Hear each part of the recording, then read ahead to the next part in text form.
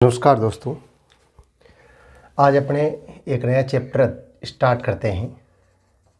Class 12 biology के अंदर आज हम 8वां चैप्टर है वो स्टार्ट करेंगे, जिसका नाम है पादपों में खनिज पोषण। खनिज पोषण। देखो, क्लास 12 बायोलॉजी के अंदर आज एक नया चैप्टर स्टार्ट करेंगे, 8वां चैप्टर, जिसका नाम है पादपों में खनिज पोषण। तो सबसे पहले देखो कि पोषण क्या होता है। सबसे पहले हम पढ़ते हैं कि पोषण है क्या, कि पोषण किसे कहेंगे। तो जो हम भोजन ग्रहण करते हैं, जो हम भोजन ग्रहण करेंगे, उस भोजन को हम क्या बोलेंगे? पोषण बोलेंगे। ठीक है। तो प्रत्येक जीव है, पृथ्वी पर जितने भी जीव पाए जाते हैं, उनको पोषण के आधार पर कितने भागों में बांटा है? 2 भागों में। पोषण के आधार पर कितने भागों में बांटा गया है जीवों को? 2 भागों में बांटा गया है। कौन कौन से होते हैं? सबसे पहला तो है परपोषी। ठीक है, पहला तो कौन सा होता है? परपोषी जीव। और दूसरे जीव होते हैं, वो कौन से होते हैं? स्वपोषी जीव। स्वपोषी जीव मतलब यदि हम ये कहें कि पोषण के आधार पर जीवों को कितने भागों में बांटा है? 2 भागों में। एक तो होता है परपोषी जीव और दूसरे कौन से होते हैं? स्वपोषी जीव। ठीक है। परपोषी जीव किसको बोलते हैं और स्वपोषी जीव किसको बोलते हैं? तो परपोषी जीव किसको बोलेंगे हम? कि वे जीव जो कार्बनिक तथा अकार्बनिक दोनों प्रकार के पदार्थों को बाह्य जीवों से, मतलब परपोषी जीव वे जीव जो भोजन के लिए दूसरों पर निर्भर रहते हैं, उनको तो हम क्या बोलते हैं? परपोषी जीव। और स्वपोषी जीव किसको बोलेंगे? जो अपना भोजन स्वयं बनाते हैं। स्वयं का मतलब प्रकाश संश्लेषण। ठीक है, स्वयं का मतलब क्या हुआ? प्रकाश संश्लेषण। अर्थात प्रकाश संश्लेषण की क्रिया के द्वारा जो अपना भोजन स्वयं बनाते हैं, उसको हम क्या बोलते हैं? स्वपोषी। तो इसके अंदर कौन सम्मिलित होते हैं? हरे पादप। इसके अंदर कौन सम्मिलित होते हैं? हरे पादप। मतलब हरे पादप होते हैं वो क्या करते हैं? प्रकाश संश्लेषण की क्रिया करते हैं। हरे पादप होते हैं वो क्या करते हैं? प्रकाश संश्लेषण की क्रिया करते हैं। और जो प्रकाश संश्लेषण की क्रिया के द्वारा अपना भोजन स्वयं बनाते हैं, उनको हम क्या बोलते हैं? स्वपोषी बोलते हैं। और जो भोजन के लिए दूसरों पर निर्भर रहते हैं, मतलब बाह्य कार्बनिक या अकार्बनिक पदार्थ है, वो बाह्य स्रोतों से प्राप्त करते हैं, दूसरों से अपना भोजन ग्रहण करते हैं, उनको हम क्या बोलते हैं? परपोषी बोलते हैं। ठीक है। अब क्या होता है कि पेड़ पौधे होते हैं, जैसे प्रकाश संश्लेषण की क्रिया करते हैं। पता है हमें किस प्रकार से पेड़ पौधे हैं वो प्रकाश संश्लेषण की क्रिया करते हैं। अपने मेन टॉपिक क्या है कि इस चैप्टर में हम पढ़ेंगे पादपों में खनिज पोषण। ठीक है। तो सबसे पहले हम क्या पढ़ रहे हैं कि खनिज पोषण किसको बोलेंगे। सबसे पहली बात तो खनिज तत्व है, ये चैप्टर का नाम है अपने। सबसे पहली बात कि खनिज तत्व है क्या। खनिज तत्व हम किसको बोलेंगे? तो खनिज तत्व किसको बोलेंगे कि वे सभी तत्व जो पादप को वृद्धि तथा परिवर्धन के लिए आवश्यक होते हैं। खनिज तत्व किसको बोलेंगे? वे तत्व जो पादप की वृद्धि तथा, ठीक है, वृद्धि कर रहे हैं, वृद्धि तथा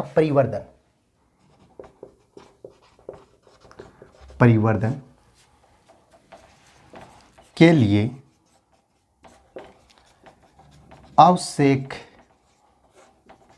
होते हैं, उन्हें क्या बोला जाता है? खनिज तत्व बोला जाता है। ठीक है।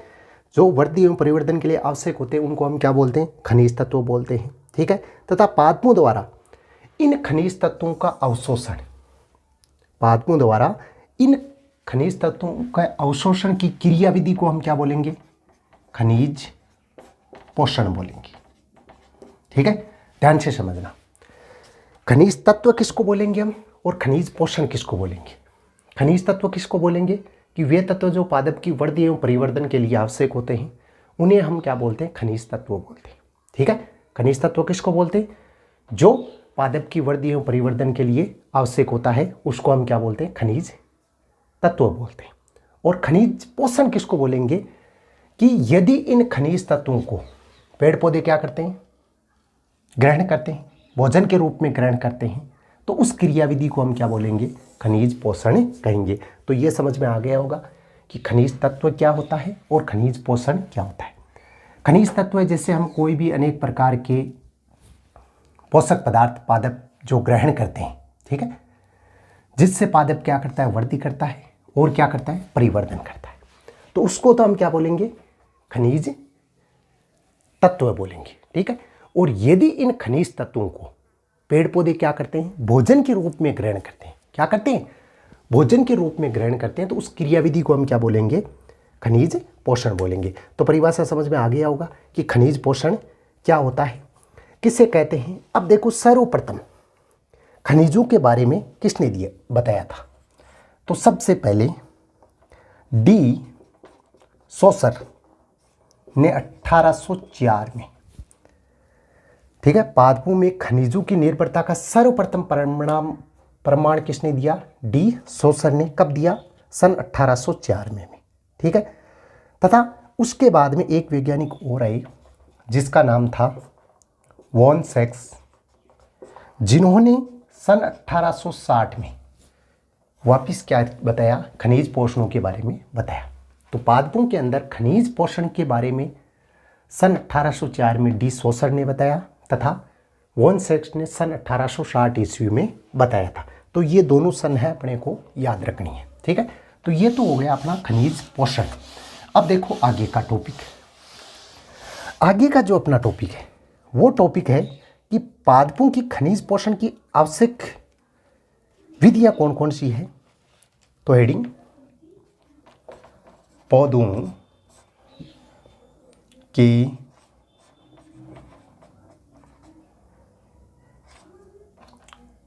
खनिज पोषण पोषकों की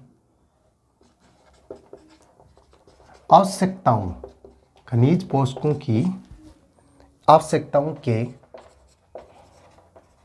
अध्ययन की विधियां। देखो, पौधों के खनिज पोषकों की आवश्यकताओं के अध्ययन की विधियां, तो इसके अंदर देखो मुख्य रूप से 2 विधियां हैं। ठीक है, सॉरी, मुख्य रूप से 3 विधियों के बारे में बताया गया है। इन तीनों विधियों के बारे में हम पढ़ेंगे।